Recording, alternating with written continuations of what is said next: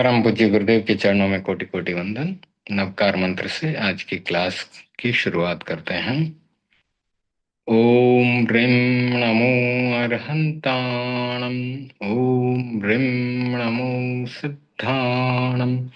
ओम ह्रीं नमो आयुर्याणम्। ओम ह्रीं नमो वज्झायाणम्। ओम ह्रीं नमो लोई सव्वसाहुणम्। ऐसो पंचणमुक्कारो सव्व पावपणासनो मंगलाणं च सव्वेसिं पढमं हवै मंगलम्। पढमं हवै मंगलम्।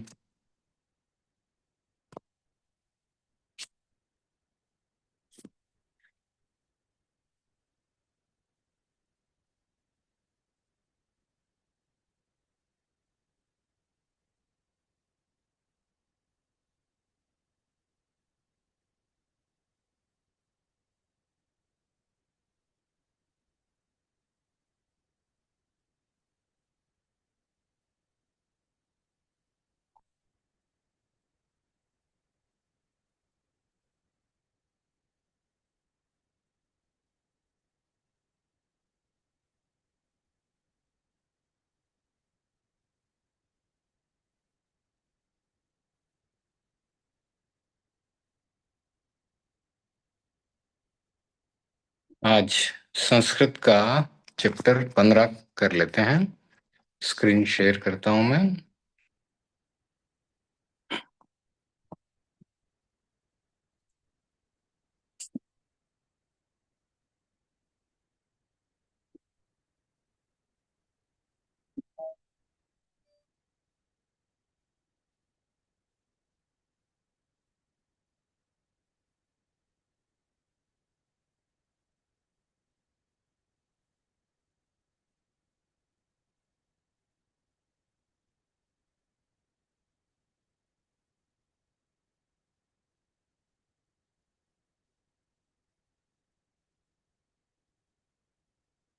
अभ्यास 15।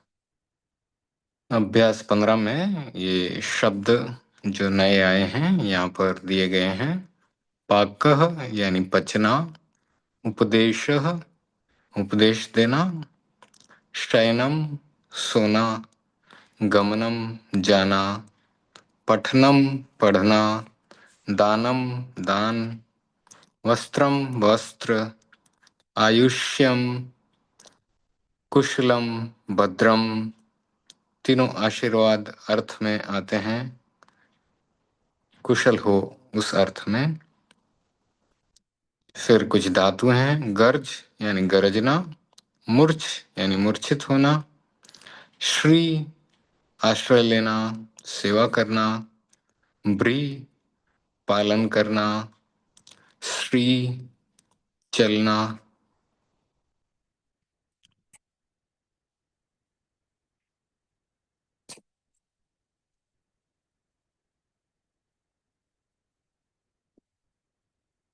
वे यानी बुनना, कपड़ा बुनने के अर्थ में। बुयात होवे आशीर्वाद देने के अर्थ में।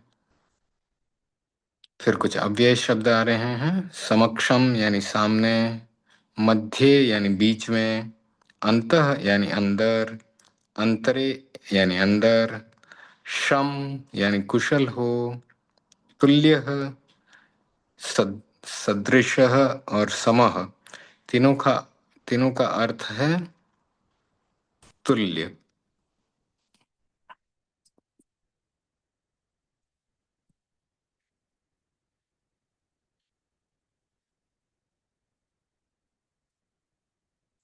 पाक से उपदेश तक रामवत है। शयन से वस्त्र तक गृहवत है। पाक से उपदेश तक के शब्द जो हैं रामवत यानी पुल्लिंग अकारांत के रूप जैसे चलते हैं वैसे हैं। और शयन से वस्त्र तक गृहवत यानी नपुंसक लिंग की तरह चलेंगे। गर्ज से वे तक जो धातुएं हैं वे भवतीवत चलेंगी, भवती की तरह। भवती भवतः भवन्ति, उसी प्रकार से वे भी चलेंगी। गर्जति गर्जतः गर्जन्ति, इस प्रकार से। इदम अदस के स्त्रीलिंग के पूरे रूप स्मरण करें, ये मैं भेजूंगा। गर्ज आदि के रूप भवतीवत हैं, गर्जति, श्रयति, भरति, सरति और वयति। तो गर्जना करने के अर्थ में गर्जती है, और जो भ्री धातु पालन करने के अर्थ में है उसका भरती हो रहा है, और श्री जो आश्रय लेने के अर्थ में है उसका श्रयति बन रहा है, और स्त्री जो चलने के अर्थ में है उसका सरति, वे बुनने के अर्थ में है, कपड़ा आदि बुनने के अर्थ में, तो उसका वे से वयति बन रहा है। तो वयति वयतः वयंती, इस प्रकार से। अब विभक्तियों के कुछ नए नियम आ रहे हैं। नियम 66। कर्त कर्मणो कर्तृकर्मणो कृति। कृदंत शब्द जिनके अंत में कृत प्रत्यय अर्थात त्रिच, त्रि, तिन, ति, अच, अ, गाय, ल्युट, अन आदि हो के कर्ता और कर्म में षष्ठी होती है। तो ये कृदंत आदि कौन से प्रत्यय हैं ये बाद में विस्तार से करेंगे। तो अभी इतना ही समझना काफी है कि इस प्रकार के प्रत्यय आते हैं तो कर्ता और कर्म में षष्ठी होती है। जैसे शिशोः शयनम, बच्चे का सोना। रामस्य गमनम, राम का जाना। तो इसमें शयनम और गमनम, इनमें कृदंत प्रत्यय लगे हैं। तो जब कृदंत प्रत्यय ये इसमें लगे, शयनम यानी बच्चे का सोना, तो जो सोने के अर्थ में शयन है तो उसका बच्चे के सोने के अर्थ में बताया गया। रामस्य गमनम यानी राम का जाना। एक तो क्रिया है कि जा रहा है, इसमें राम का जाना बताया गया। पुस्तक पढ़ता है, इस प्रकार के वाक्यों का दो प्रकार से अनुवाद होता है। पुस्तकम पठति या पुस्तकस्य पठनम करोति। तो पुस्तकम पठति यानी पुस्तक पढ़ रहा है, पुस्तकस्य पठनम करोति यानी पुस्तक का पाठ कर रहा है। स्मरण रखें कि धातु का कृदंत रूप बनाने पर उसके साथ षष्ठी होगी और शुद्ध धातु के साथ द्वितीया। तो जो पठन है उसके साथ द्वितीय विभक्ति लगी, पठनम हो गया उसका। और उसके साथ करोति, कृ धातु उसके साथ लग गई, यानी पुस्तक का पाठ कर रहा है। 67 नियम। कृते लिए, समक्षम, मध्य, अंतः और अंतरे के साथ षष्ठी विभक्ति होती है। भोजनस्य कृते, भोजन के लिए। गुरोः समक्षम, गुरु के सामने। छात्राणाम मध्ये, छात्रों के बीच में। गृहस्य अन्तः, घर के अंदर। गृहस्य अंतरे वा, विकल्प से अंतः और अंतरे का प्रयोग किया गया, तो घर के अंदर। 68 दूरांतिकार्थे षष्ठी। तो दूर और समीपवाची शब्दों के साथ षष्ठी और पंचमी दोनों का प्रयोग होता है। ग्रामस्य ग्रामाद् वा दूरे, ग्राम गांव से दूर, या समीपम समीप। पार्श्व यानी पार्श्व यानी कल पढ़ा था, पार्श्व यानी बाजू में। सकाशम वा, तो सकाशम भी पास के अर्थ में ही है।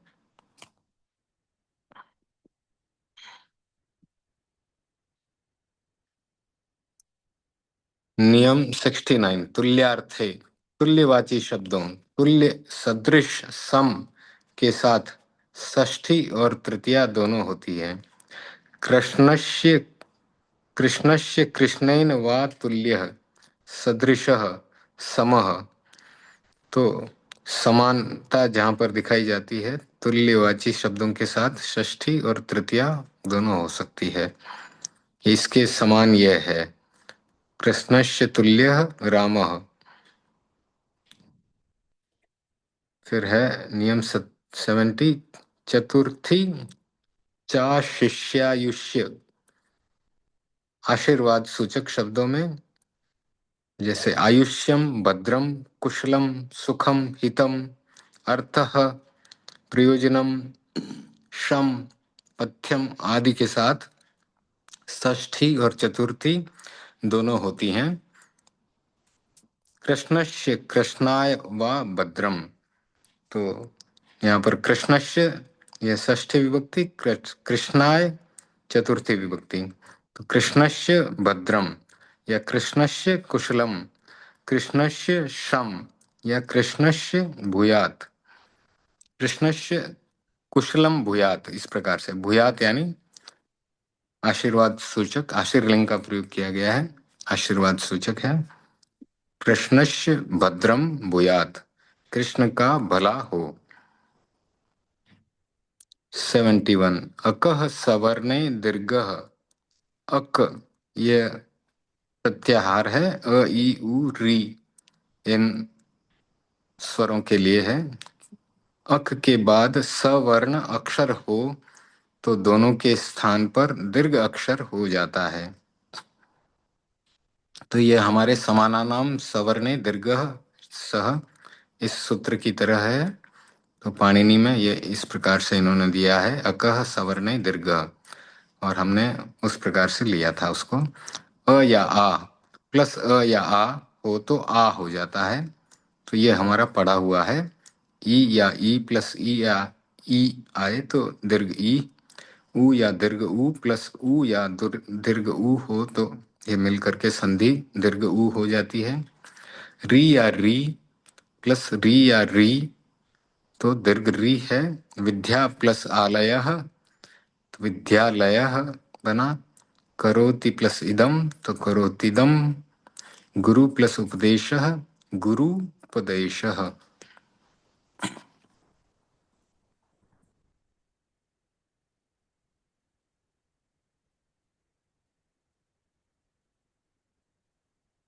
उदाहरण वाक्य हैं, बच्चे का सोना, शिशोः शयनम, बच्चे का सोना। पुस्तकस्य पठनम, पुस्तक का पढ़ना। धनस्य दानम, धन का दान। भोजनस्य कृते, भोजन के लिए।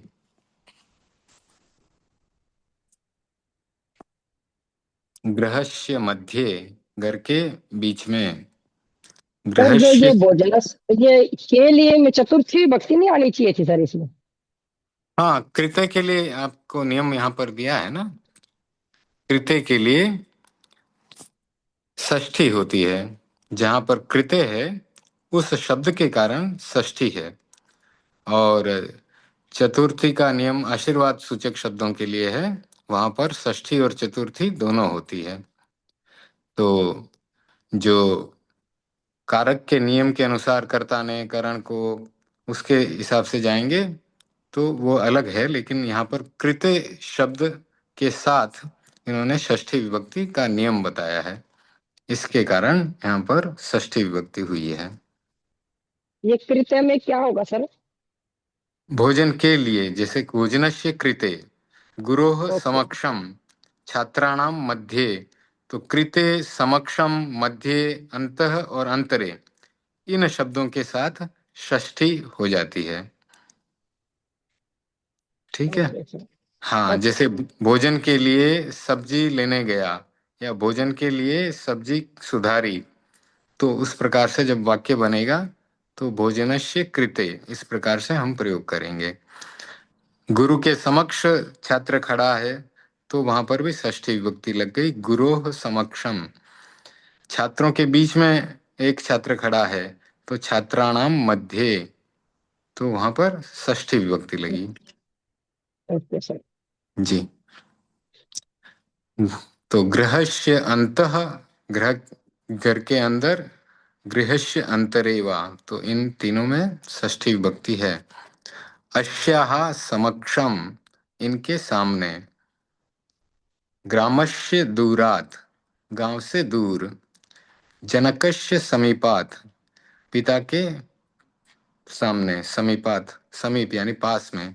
जनकस्य पार्श्वात्, जनक के पास में, पिता के पास में। सकाशाद वा, तो जनक वो भी सकाशात भी पास में ही है। शिष्यस्य आयुष्यम भद्रम कुशलम शम वा भूयात, तो आशीर्वाद दे रहे हैं। शिष्यस्य आयुष्यम भूयात, यानी शिष्य का आयुष्य अच्छा हो। शिष्यस्य भद्रम भूयात, शिष्य का अच्छा हो, भला हो। शिष्यस्य कुशलम भूयात, शिष्य का कुशल हो, मंगल हो। शिष्य शिष्यस्य शम भूयात, तो ये सब आशीर्वाद सूचक हैं। इसके लिए इनके साथ षष्ठी विभक्ति लगी है। पठतीयम बाला, पढ़ती हुई बाला। पठ पठतीयम बाला, पठती इयम बाला। अच्छा, ये इस प्रकार से संधि है, पठती प्लस इयम बाला, तो इयम बाला पठती, तो इसकी जगह पे इन्होंने इस प्रकार से लिख दिया है, पठतीयम बाला। यह बाला, यह बालिका पढ़ रही है। स्मरतु उपदेशम, स्मरतु और प्लस उपदेशम, तो उपदेश का स्मरण कर रहा है कोई, तो स्मरतु उपदेशम। वसति हेयम बाला, वसति, और यहाँ पर तीन शब्द आए हैं, वसति, इह और एयम बाला। वसति, इह और इयम बाला, इस प्रकार से वसति इह इयम बाला, यह लड़की यहाँ रहती है। वसति इह इयम बाला।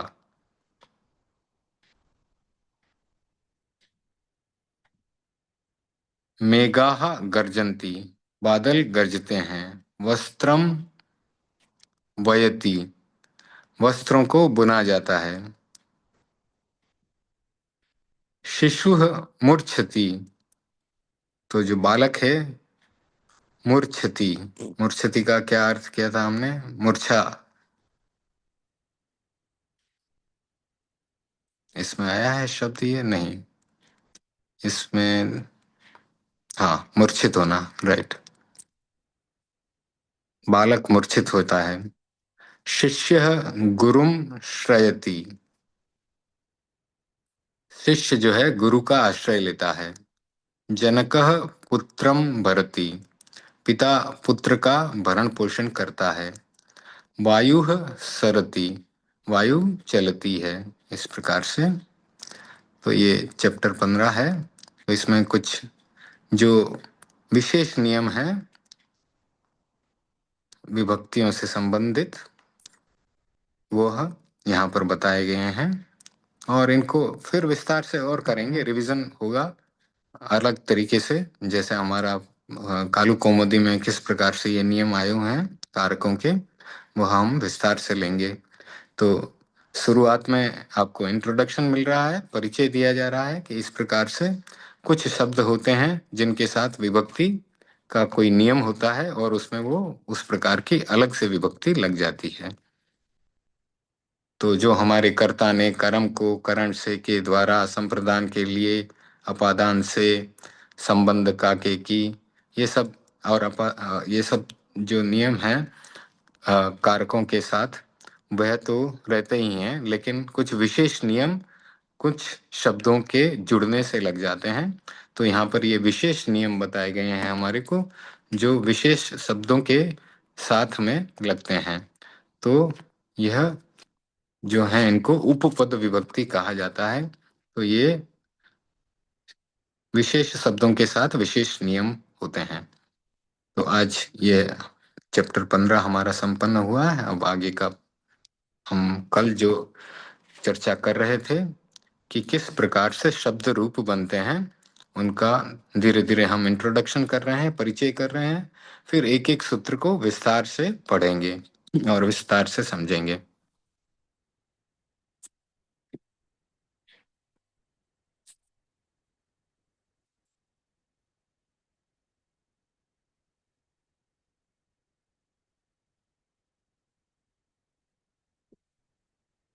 तो यहाँ पर मैंने जिन शब्द को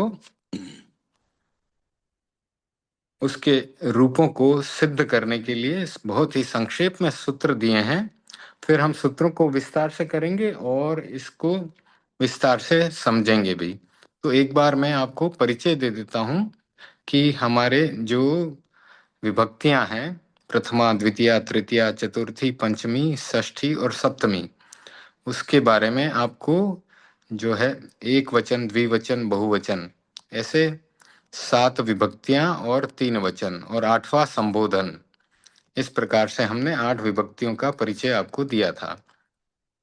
अब जो नाम है जिन, वह जिन के रूप में प्रयोग में नहीं लिया जाता। जब वाक्यों में प्रयोग किया जाता है तो विभक्ति और वचन के अनुसार उसका रूप बदलता है। जैसे प्रथमा विभक्ति एक वचन की विवक्षा में उसके साथ सी प्रत्यय लगता है, तो जिन प्लस सी जब जुड़ेगा उसके साथ, तो उसमें जो सी है वो इकार उच्चारणार्थ है, तो इकार निकल जाएगा। जिन प्लस हलंत स रह जाएगा और इसका वर्ण सम्मेलन करने पर जिनस बनेगा। और जिनस में श्रोर विसर्ग सूत्र लगने से वह जिनह बन जाएगा। तो हम जिन का जब वाक्य में प्रयोग करते हैं तो जिनह ऐसा करके प्रयोग करते हैं। जिनह पठति या रामः पठति, तो श्यामः पठति। तो इस प्रकार से प्रथमा विभक्ति एक वचन में जिन का जिनह रूप बन जाता है। जब प्रथमा प्रथमा विभक्ति में द्विवचन का रूप बनता है तो उसमें औ प्रत्यय लगता है। तो द्विवचन है तो जिन प्लस औ, 2 जिन है। अब 2 जिन का जब रूप बनेगा तो वहां पर एक ही जिन रह जाएगा। उसके लिए भी सूत्र है।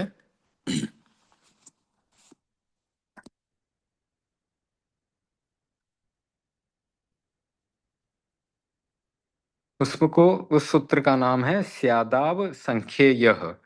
तो और एक सूत्र आता है एक द्वि बहुषु। तो एक द्वि बहुषु और अ, कल हमने कुछ सूत्र पढ़े थे। अर्थवद धातु विभक्ति वाक्यम नाम सीओ जस अम ओ शस टाभ्याम भिस गे भ्याम भ्यस ngसी भ्याम भ्यस ngस ओस आम घी ओस सुपाम त्रीणि त्रीणि प्रथमादि। फिर एक द्वि बहुषु और स्यादाव संख्येयः। तो ये जो 4 सूत्र हैं इनके बारे में विस्तार से चर्चा करेंगे। अभी के लिए इतना काफी है कि जब द्विवचन होता है तो जिन प्लस औ है, उसमें से एक जिन शेष रह जाता है स्यादाव संख्येयः से। और जो ये औ करके विभक्त ये औ करके जो प्रत्यय लगाया वह इस सूत्र से लिया जाता है सी औ जस अम औ शस टाभ्याम भिस गे भ्याम भ्यस ngसी भ्याम भ्यस ngस औस आम गी औस सुपाम त्रीणि त्रीणि प्रथमादि है। और इसके बाद एक सूत्र है एक द्वि बहुषु। तो सी आदि जो तीन तीन वचन कहे गए हैं ये क्रमशः एक वचन, द्विवचन और बहुवचन है। और यहाँ पर द्विवचन के अर्थ में हम औ प्रत्यय ले रहे हैं क्योंकि ये प्रथमा विभक्ति का द्विवचन है। तो इस प्रकार से इन सूत्रों को बाद में विस्तार से, क्योंकि बड़े बड़े सूत्र हैं तो यहाँ पर मैंने लिखा नहीं है उनको सबको, यहाँ पर एकदम संक्षेप में सिद्धि की है। तो जिन प्लस औ होता है तो यहाँ पर ओदो तो रोध, ये एक सूत्र हमने संधि करते समय पढ़ा था, जिसमें जिन का अंतिम अ जो है और आगे औ, ये दोनों मिलकर के अ प्लस औ मिलकर के औ बन जाता है। तो औदौ तो रौत, इस सूत्र से अ और अ प्लस औ दोनों मिलकर के औ हो जाते हैं। तो ये जिन प्लस औ का जिनो बन गया। तो जैसे हम याद करते हैं रामः रामौ रामाः प्रथमा, उसी प्रकार से जिनः जिनौ जिनाः प्रथमा। तो ये प्रथमा विभक्ति के द्विवचन में जिनौ या रामौ इस प्रकार से शब्द बनेगा, शब्द का रूप इस प्रकार से बनेगा। फिर जब बहुवचन की बात आएगी तो जिन प्लस जिन, ऐसे बहुत सारे जिन हैं, और उसके साथ जस प्रत्यय जुड़ेगा। तो जस प्रत्यय आपने कहाँ से लिया? सी ओ जस अम ओ शस टाभ्याम भिस, इस सूत्र से।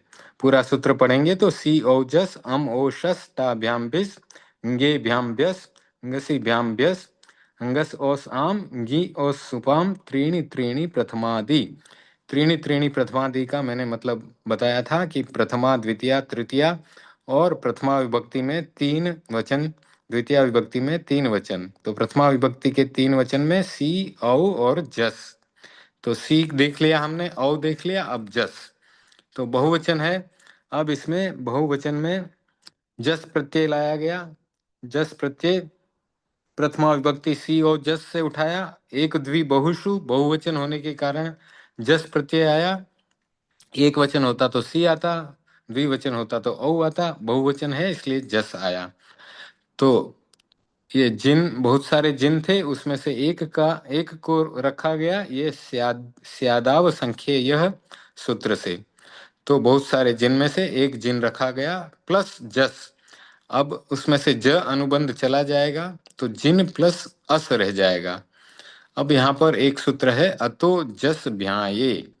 तो ये जस है, भ्याम है या ये प्रत्यय आने पर क्या होता है? अ का दीर्घ हो जाता है। तो जिन का जो अ है वह जिना बन जाता है। तो जिना प्लस अस हो गया। अब यहाँ पर समाना नाम सवर्णे दीर्घः स, मैंने समान नाम कर दिया है। समाना नाम उसको लेना है हमें, उसको समाना नाम कर लें। समाना नाम सवर्णे दीर्घः सः, तो वह जिनास हो जाएगा। जिनास होने से फिर श्रोर विसर्ग सूत्र से अंतिम हलंत स है, उसका विसर्ग बन जाएगा और जिनाहा बन जाएगा। तो इस प्रकार जैसे हम रामः रामौ रामाहा याद करते हैं, ये जिनः जिनौ जिनाहा। तो ये प्रथमा विभक्ति एक वचन, द्विवचन और बहुवचन के रूप इस प्रकार से बने। फिर द्वितीय विभक्ति के लिए जो हमारा सूत्र है सी औ जस अम औ शस, इसमें से हम देखते हैं कि द्वितीय विभक्ति के लिए एक वचन, द्विवचन, बहुवचन के लिए अम, औ और शस। तो अम जो है एक वचन के लिए आएगा। तो जिन प्लस अम हो जाएगा द्वितीय विभक्ति और एक वचन। तो जिन प्लस अम होने पर वहां पर एक सूत्र लगता है समानादमः। समानादमः इस सूत्र से अम के अकार का लोप हो जाता है। अगर जो है ये शब्द जो है समान अंत वाला है। समान हमको याद करना पड़ेगा। लृ दंताहा समाना, अ ई उ री लृ, ये समान कहलाते हैं। इन स्वरों को समान कहा जाता है। लृ दंता समानाहा, अ उ ई री और लृ, ये इन अंत वाला कोई शब्द है। जैसे जिन अकारांत है, अब इसके सामने अम प्रत्यय लगा तो उसका अम का अ का लोप हो गया और ये जिन प्लस हलंत म रह गया। तो इस कारण से ये जिनम बन गया। तो ये व्याकरण के नियम हैं और इन नियमों के अनुसार शब्द रूप हम बना रहे हैं। तो द्वितीय विभक्ति के एक वचन में यह शब्द रूप बन गया जिनम। तो रामः रामो रामः प्रथमा, रामम रामो रामान द्वितीया। तो ये जिनम जिनौ जिनान बनेगा। तो द्वितीय विभक्ति के द्विवचन में फिर से औ प्रत्यय आता है, तो जिन प्लस औ करके जिनौ बन जाता है। जिनौ जैसे यहाँ बनाया उसी प्रकार से द्वितीय विभक्ति के द्विवचन में भी जिनौ ही बनेगा। अभी सिर्फ ध्यान में ले लें, धीरे धीरे समझ में आएगी हर चीज, क्योंकि एक ही बार नहीं बताऊंगा और बार बार बताऊंगा। यह सिर्फ आज परिचय के लिए है। इसके बाद एक एक सूत्र को हम गहराई से पढ़ेंगे और फिर से ये जो सिद्धि है हमारे सामने आएगी। जैसे हमने संधि की, संधि के भी नियम जो हैं अभी हमारे रचनानुवाद कौमुदी में भी वापस आ रहे हैं। फिर हम जहाँ जहाँ पर भी कोई पाठ पढ़ते हैं वहाँ पर भी संधि आती है तो हम उनको समझते हैं। उसी प्रकार से इनका भी वापस से आपको बताया जा सकेगा, और अभी सिर्फ परिचय अपने को मिल रहा है। तो द्वितीय विभक्ति के एक वचन में जिनम बना, द्वितीय विभक्ति के द्विवचन में जिनौ बनेगा, क्योंकि प्रत्यय सेम है, औ प्रत्यय, जिन प्लस औ, तो जिनौ जैसे यहाँ पर बना है वैसे ही यहाँ ये जिनौ बन जाएगा, द्वितीय विभक्ति का द्विवचन। अब द्वितीय विभक्ति का बहुवचन, उसमें शश प्रत्यय लगता है, क्योंकि हमारा सूत्र है सी औ जस अम औ शश, तो अम हो गया, औ हो गया, अब शश प्रत्यय आया, यह बहुवचन के लिए। तो जिन प्लस शश जब लगेगा तो शश के साथ एक सूत्र है शशोता दीर्घ सच नह पुंसी, तो जिन प्लस शश में श तो अनुबंध है, वह चला जाता है, जिन प्लस अस हो जाता है, और शशोता दीर्घ सच नह पुंसी, यह सूत्र कहता है कि शश के अगर अकारांत सामने नाम है तो उसका दीर्घ हो जाता है अ का, और जो हलंत स बचा हुआ है उसको न बन जाता है पुल्लिंग में, स्त्रीलिंग में नहीं होगा। यहाँ पर लिखा है सशोता दीर्घ सच नह पुंसी, पुंसी यानी पुल्लिंग में स का न हो जाएगा, और जो अ है अकारांत का अ, उसका दीर्घ हो जाएगा, तो जिन का जिना बनेगा, और प्लस अ है और प्लस वो स है हलंत, हलंत स का हलंत न बन जाएगा, ये जैसे मैंने लिखा है हलंत स का हलंत न बन जाएगा, और जिना प्लस अ सामने है तो समाना नाम सवर्ण दीर्घ स से ना और जिना का आ और अ मिलकर के आ ही रहेगा, तो वह जिना ही रहेगा। तो जिन प्लस अस, स का न बन गया, हलंत स का हलंत न बन गया, और जिन का जिना हुआ, जिनान बन गया इस प्रकार से। तो रामः रामौ रामाः रामम रामौ रामान, तो यहाँ पर जिनः जिनौ जिनाहा जिनम जिनौ जिनान, इस प्रकार से यह शब्द रूप द्वितीय विभक्ति के बन रहे हैं। फिर हम तृतीया विभक्ति में आते हैं। तृतीया विभक्ति में अब फिर से वही सूत्र लगाएंगे, सी ओ जस अम औशस टाभ्याम भिस, तो तृतीया विभक्ति के प्रत्यय हैं टा भ्याम और भिस। कल आपको टेबल भेजी हुई है, अगर आप उसको देख सकते हैं तो देखते जाएं कि तृतीया विभक्ति में हमारे प्रत्यय हैं टा भ्याम और भिस। तो एक वचन के लिए टा प्रत्यय लगा, जिन प्लस टा, ठीक है। अब यहाँ पर एक सूत्र लगता है टेनह, टेनह सूत्र से टा का इन आदेश हो जाता है, टा को इन हो जाता है, तो यहाँ पर हमने लिखा जिन प्लस इन, जिन प्लस इन होने के कारण अब यहाँ पर एक सूत्र लगा अवर्णश्य वर्णादा वेदो दरलह, तो जिन का अंत में जो अ है प्लस आगे ई जो है, अ प्लस ई मिलकर के ए हो जाता है, इस सूत्र से संधि हुई अवर्णश्य वर्णादा वेदो दरलह, तो अ के सामने ई आने पर उसका ए बनेगा, अ के सामने उ अगर आएगा तो उसका ओ बन जाता है, और अ के सामने री आता है तो उसका अर बन जाता है। इस प्रकार से हमने ये सूत्र संधि के समय पढ़ा था, अवर्णश्य वर्णादा वेदो दरलह। तो यहाँ पर जिन प्लस इन अ प्लस ई मिलके ए हुआ तो जिनेन बन गया। अब तृतीया विभक्ति द्विवचन, तो तृतीया विभक्ति द्विवचन में टा भ्याम भिस, तो जिन प्लस भ्याम, जब भ्याम ये बकार आदि जो है प्रत्यय है, जिन प्लस भ्याम भ इसके आदि में होने के कारण इसे बकार आदि प्रत्यय कहा जाता है। तो जिन प्लस भ्याम, तो यहाँ पर अतो जस भ्याये, यह सूत्र लगने से जिन का जिना हो जाएगा, जो अकारांत अ है उसका आ बन जाएगा, अतो जस भ्याए, तो अतो यानी अकारांत के आगे जस हो, भ्याम हो या य प्रत्यय हो, ये होने पर जिन का जिना हो जाएगा, अ का आ हो जाएगा। तो जिना प्लस भ्याम हुआ तो जिनाभ्याम हो गया। तो हम तृतीया विभक्ति के लिए कहते हैं रामेण रामाभ्याम रामय है, इस प्रकार से। तो ये तृतीया विभक्ति के द्विवचन में जिनाभ्याम या रामाभ्याम इस प्रकार से शब्द बनता है, शब्द का रूप बनता है। फिर टाभ्याम भिस, बहुवचन के लिए जिन प्लस भिस, भिस प्रत्यय आया तो भिस को एस आदेश हो जाता है। सूत्र है भिस आइस, भिस आइस। तो जिन प्लस आइस हो गया। जिन प्लस आइस होने से यहाँ पर सूत्र लगता है ए दायित्व राइत, यानी जिन का का अकारांत अंत अ प्लस आगे आई आया, दोनों मिलकर के अ प्लस आई का आई हो जाता है। तो जिन प्लस आइस जिनाइस ऐसे बना।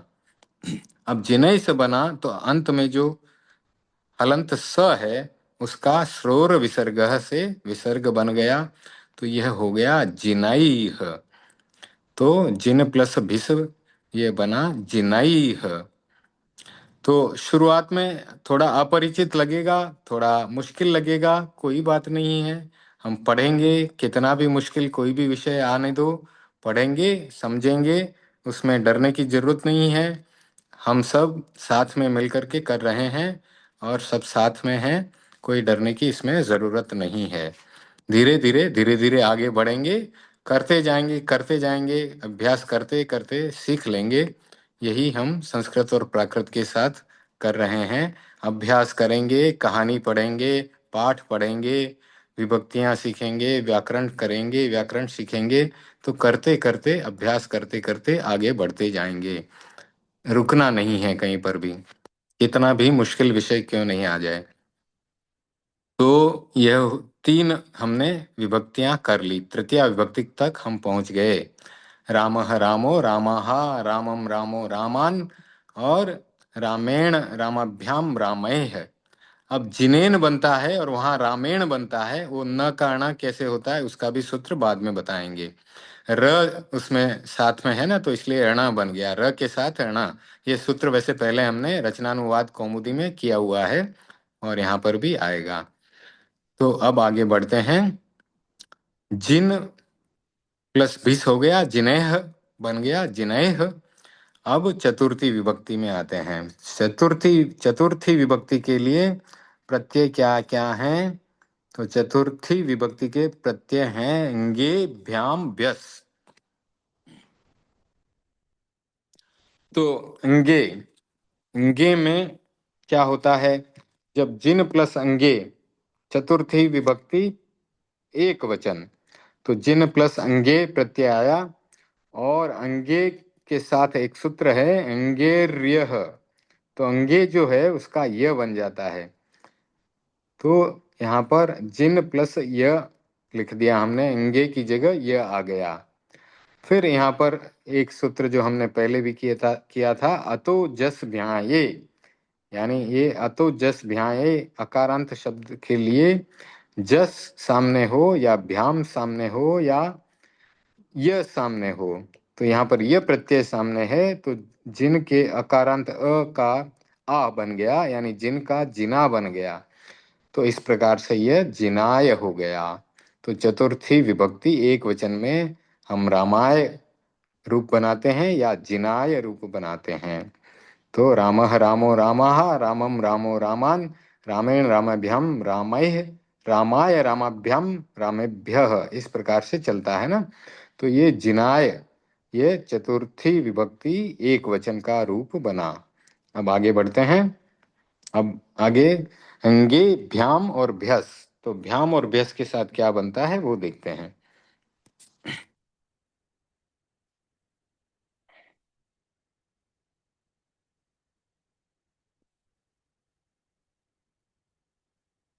हम्म। तो जिन के साथ अगर भ्याम लगेगा, तो हमने देखा था तृतीय विभक्ति के द्विवचन में जिन प्लस भ्याम में अतो जस भ्याये से जिन का जिना हुआ था और भ्याम साथ में जुड़ गया था और जिना भ्याम बन गया था। तो चतुर्थी विभक्ति के भी द्विवचन में इसी प्रकार से जिन प्लस भ्याम होगा और अतो जस भ्याए से जिन का जिना बनेगा और जिनाभ्याम हो जाएगा। तो जिन के साथ भ्याम जुड़ने से जिनाभ्याम बन जाता है। किसके लिए? तृतीया विभक्ति द्विवचन के लिए, चतुर्थी विभक्ति द्विवचन के लिए और पंचमी विभक्ति द्विवचन के लिए। जहां जहां भी भ्याम जुड़ रहा है वहां पर जिन का जिनाभ्याम हो जाएगा। तो आप देखेंगे कि यह भ्याम 3 जगह पर रिपीट होता है। तृतीया विभक्ति द्विवचन, चतुर्थी विभक्ति द्विवचन और पंचमी विभक्ति द्विवचन। इन 3 जगहों पर भ्याम प्रत्यय लगता है और जिन का जिनाभ्याम बन जाता है। अब आगे बढ़ते हैं। अब आया बहुवचन का प्रत्यय। तो एक वचन हो गया, द्विवचन हो गया, बहुवचन जिनके साथ भ्यस। तो जिनके साथ जब भ्यस लगेगा तो वहां पर एक सूत्र आता है एर बहुस भे। एर बहुस भे यह सूत्र आता है और इस एर बहुस भे सूत्र से जिन का जिने हो जाएगा।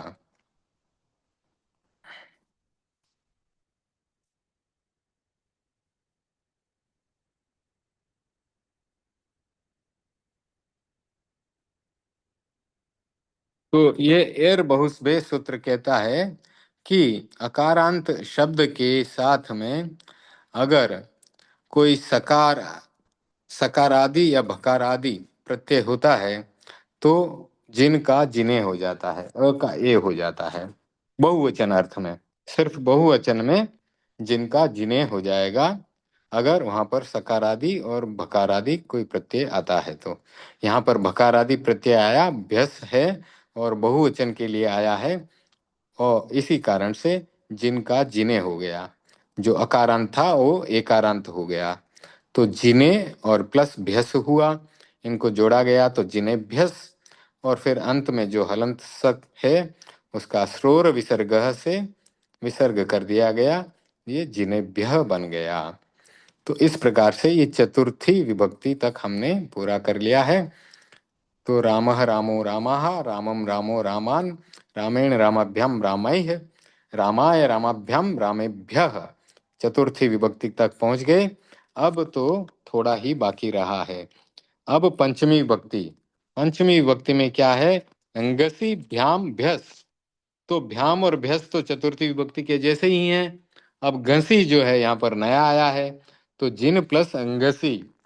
तो यहाँ पर एक सूत्र है घसी राद। तो घसी को आद हो जाता है। तो जिन प्लस आद।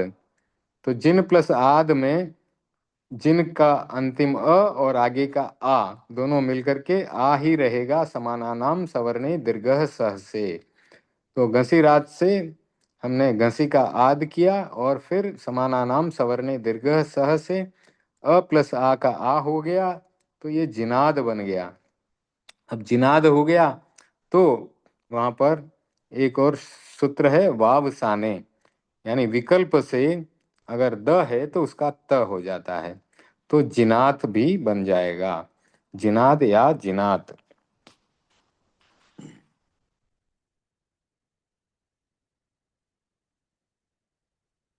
तो ये वाव साने सूत्र कहता है कि जो अंत में स्थित जथ होता है, जथ का चप बन जाता है। तो जो द था वो जथ प्रत्याहार के भीतर है। जथ प्रत्याहार के भीतर द है, वह जो है चप प्रत्याहार के भीतर त रूप में बदल जाएगा। च ट त क प, इस प्रकार से। ज ढ द ग भ था, वह द जो है वह त बन गया, जिनात।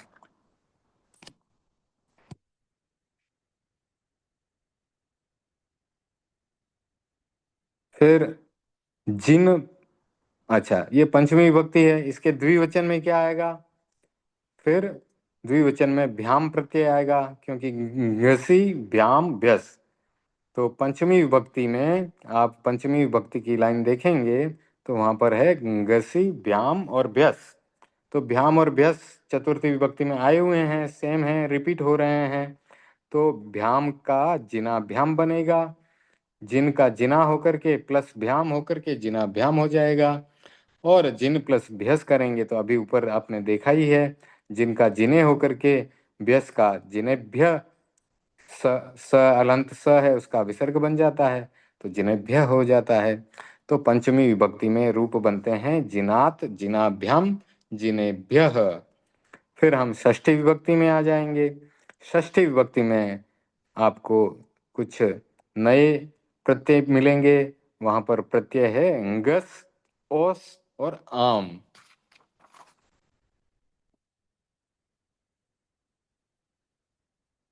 तो एक वचन के लिए षष्ठी विभक्ति में अंगस प्रत्यय आएगा, जिन प्लस अंगस। अब अंगस के लिए ये सूत्र है अंगस श्यः, अंगस का श्य बन जाता है।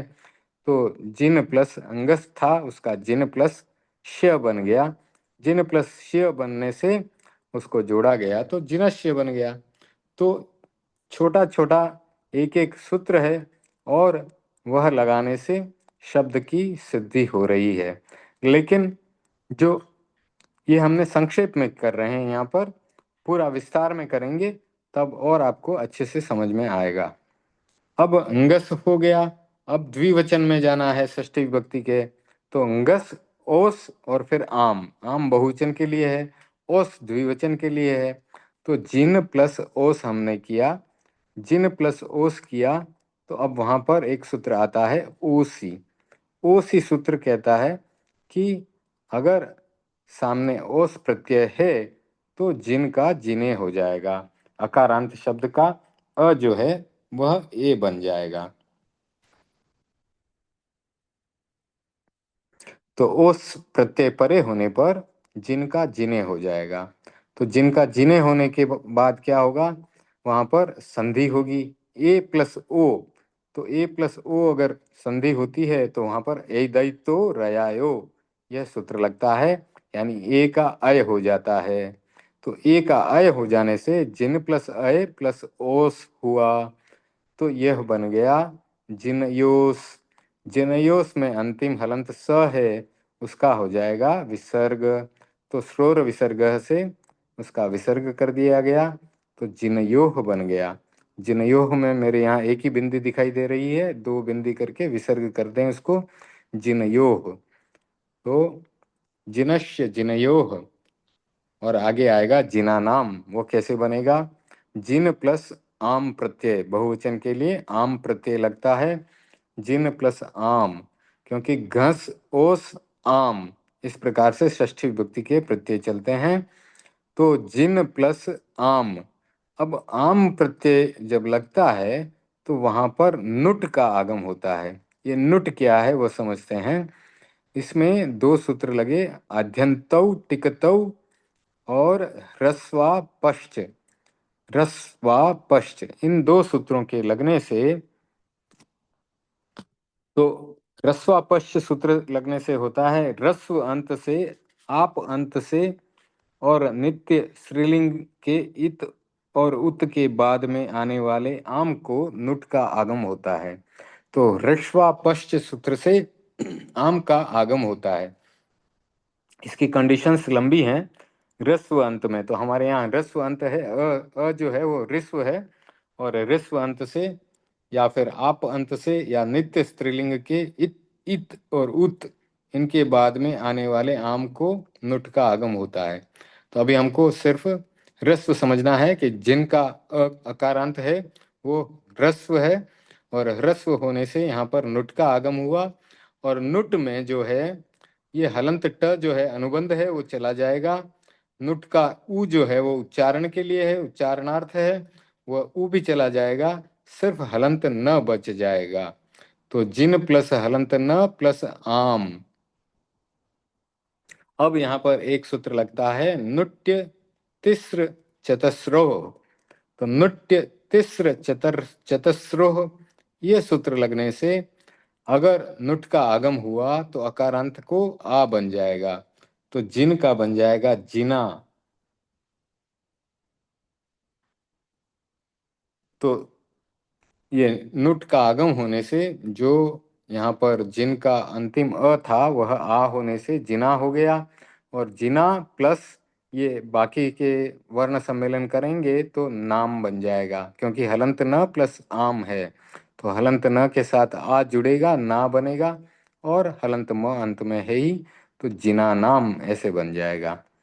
ठीक है। जिनस्य जिनयोः जिनानाम, रामस्य रामयोः रामाणाम, इस प्रकार से षष्ठी विभक्ति चलती है। अब सप्तमी विभक्ति, जिन प्लस अंगी। तो यहाँ पर अंगी है, अंगी में अंग अनुबंध है, तो सप्तमी विभक्ति में अंगी ओस और सुप ये प्रत्यय लगते हैं। ये आप टेबल में देख सकते हैं, कल भेजी थी। तो जिन प्लस अंगी, इसमें अंगी का अंग अनुबंध चला जाएगा, जिन प्लस ई रह जाएगा। तो यहाँ पर जिन का अंतिम अ प्लस ई, ये दोनों जुड़े, अ प्लस ई आपको पता है जुड़ने से ए बन जाता है। सूत्र है अवर्णस्य वर्णादा वेदो दरलः। तो इस प्रकार से ये अ प्लस ई जुड़ करके ए बना, तो ये जिन प्लस ई जुड़ने से संधि होने से जिने बन गया।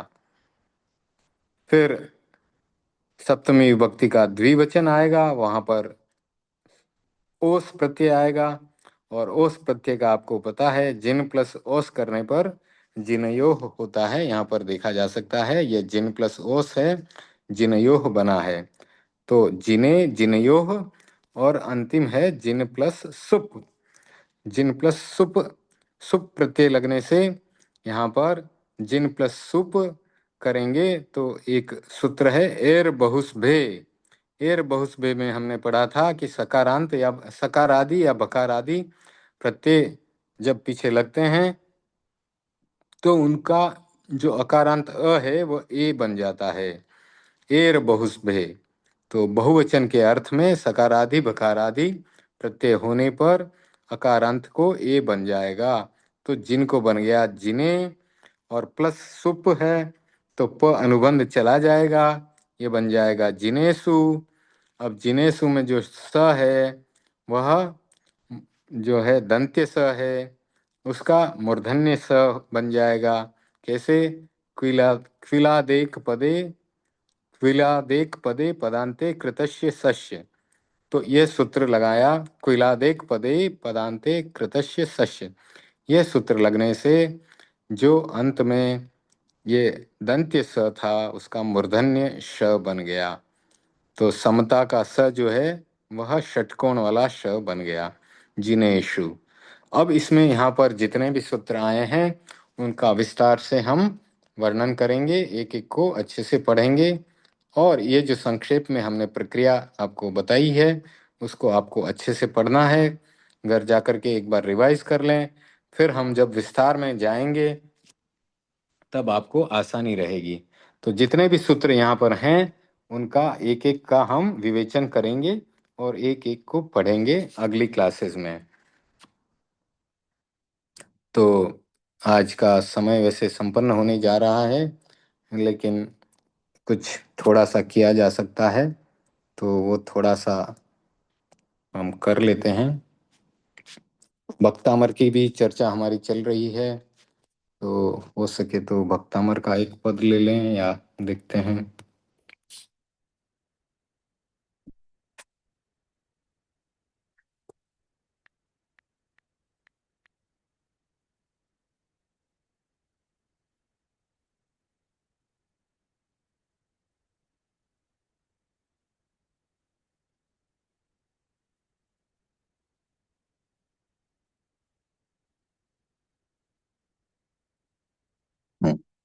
तो वक्तामर के हमने दो पद ले लिए थे, दो पद पूरे कर लिए थे, उसमें क्या संधि है क्या समास है वो सब पढ़ा था। अब जो तीसरा था यह संस्तुतः सकल वाङ्मय तत्, ये दूसरा हो गया था। तीसरा है बुद्ध्या विनापि विबुधार्चित पाद पीठ स्तोतुम समुद्यत मतिर्विगत त्रपोहम बालम विहाय जल संस्थित मिंदु बिंब मन्यः क इच्छति जनः सहसा गृहीतुम। तो इसमें थोड़ा सा तो हमने किया था, बुद्ध्या विना प्लस अपि। तो बुद्ध्या यहाँ पर तृतीया विभक्ति लगी, मत्या बुद्ध्या, विना अपि, विना के अर्थ में विना के साथ जुड़ने के कारण इसमें तृतीया विभक्ति लगी। ये नियम हमने कालू ये रचनानुवाद कौमुदी में पढ़ा था। तो विना प्लस अपि, तो अ का लोप हुआ है, और ये अवग्रह चिन्ह खंडाकार आ गया है। विना प्लस अपि, विना अपि, बुद्ध्या विना अपि, तो बुद्धिया यानी बुद्धि के बिना भी, विबुधार्चित पाद पीठ, विबुध, विबुध प्लस अर्चित, विबुध यानी देवों के द्वारा, प्लस अर्चित, विबुधार्चित, यहाँ पर संधि हुई है समानानाम सवर्णे दीर्घः सह, तो विबुध प्लस अर्चित, विबुधार्चित, तो देवों के द्वारा अर्चित यानी पूजे पूजित है। पाद पीठ, पाद और प्लस पीठ, तो यहाँ पर समास हुआ है। चरण रखने का आसन, जिनका, तो उनका जो देवेंद्र भगवान हैं हमारे, जो अरहंत हैं, तीर्थंकर हैं, उनका आसन जो है, पैर रखने का जो आसन है, वह देवताओं के द्वारा अर्चित है, पूजित है। तो बुद्ध्या विना अपि विबुधार्चित पाद पीठ स्तोतुम समुद्यत, सम प्लस उद्यत, स्तोतुम यानी स्तुति करना है मुझे, स्तोतुम स्तुति करने के लिए, समुद्यत सम प्लस उद्यत, सम और उद्यत, उद्यत यानी तैयार है, सम यानी सम्यक रूप से तैयार है। समुद्यत मतिह, मतिह प्लस विगत, तो मतिर विगत, यहाँ पर र आया विसर्ग संधि होने से। समुद्यत मतिह विगत त्रपो अहम, तो विगत और त्रपः प्लस अहम, तो त्रपः प्लस अहम होने के कारण यहाँ पर पहले विसर्ग संधि हुई, फिर जो था उसका लोप हुआ, और वहां पर अवग्रह चिन्ह आया खंडाकार होकर के, तो विगत, त्रपः और फिर अहम, तो समुद्यत मतिर विगत त्रपोहम। अब यहाँ पर विगत और त्रपः यानी विगत यानी गया, गत के साथ वी लग गया तो विगत हो गया। तो लज्जा जो त्रपः है वह लज्जा के लिए है, यानी लज्जा चली गई, यानी लज्जा रहित। अहम यानी मैं, तो मेरे पास बुद्धि की कमी है, बुद्धिया विनापि, बुद्धि की कमी है, फिर भी मैं, जब बुद्धि की कमी होती है तो कई विद्वानों की सभा में जाते हैं तो थोड़ी हमें शंका या लज्जा रहती है। लेकिन यहाँ पर मानतुंग जी क्या कह रहे हैं, आचार्य मानतुंग जी क्या कर रहे हैं कि बुद्धि बुद्धि न होने पर भी मैं लज्जा को छोड़ करके और समुद्यत, सम्यक रूप से उद्यत हुआ हूँ। समुद्यत मति यानी मैं तैयार होकर के, तैयार बुद्धि वाला होकर के, और आपकी स्तुति के लिए मैं तैयार हो रहा हूँ, मैं अपने आप को तैयार कर रहा हूँ। ये तैयारी है शुरुआत की। पहले दूसरे तीसरे श्लोक में जो मन की, उनकी मन की स्थिति है उसका वर्णन किया जा रहा है, और मैंने बताया कि आचार्य श्री महाप्रज्ञ जी ने उस मनस्थिति का बहुत ही सांगोपांग विवरण अपनी पुस्तक में दिया है, और वह पुस्तक बहुत अच्छी है। तो हम ये आगे पढ़ रहे हैं, तो इसमें अब कैसे वो तैयारी कर रहे हैं, आगे की 2 लाइनों में उन्होंने बताया है किस प्रकार से उनकी मानसिक स्थिति है, वो बताया जा रहा है कि मेरे पास बुद्धि की कमी हो सकती है, और आपका जो पाद पीठ है, चरण रखने का जो आसन है, वह भी देवताओं के द्वारा, विबुध यानी देवताओं के द्वारा जो है पूजित है। आपका चरण रखने का आसन भी देवताओं के द्वारा पूजित है, फिर भी मैं, बुद्धि कम होने के बाद भी मैं सम्यक रूप से तैयार हुआ हूँ, और जितनी बुद्धि है उसको तैयार करके मैं लज्जा को छोड़ करके और आपकी स्तुति स्तुति करने के लिए मैं तैयार हुआ हूँ। और ये पापा कैसे, तुम अच्छे से।